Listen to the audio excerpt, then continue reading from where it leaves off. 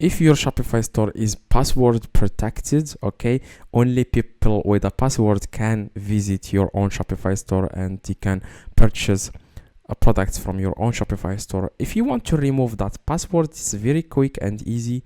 All you need to do, guys, you want to log into your own Shopify store. That's the first step, okay? Now, after, guys, you log into your own Shopify store, what you guys need to do next, as you can see here, guys, you want to click on online store. Now, I don't know why this is taking so long to load. Anyway, click on online store, as you can see here, and then click on preferences.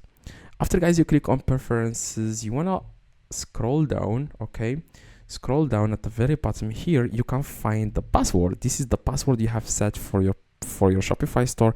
Now, if people don't have this password, if your customers don't have these passwords, you will not be able to check your Shopify store.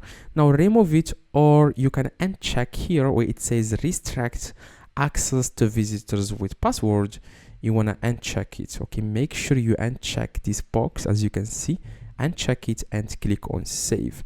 Now, it's guaranteed for me because I am not paying for the Shopify.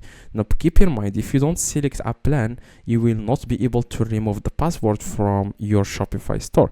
First thing you need to do to uncheck this, to be able to uncheck this, is to go to settings at the very bottom left, and then you want to click on plan, and then you want to select a plan, okay? You want to click here, it says choose a plan, and then you want to select the basic one. It's only $1 for the first month, so it's not a big number. It's not it's not costly. Click on select plan and then pay $1, as you can see here, guys.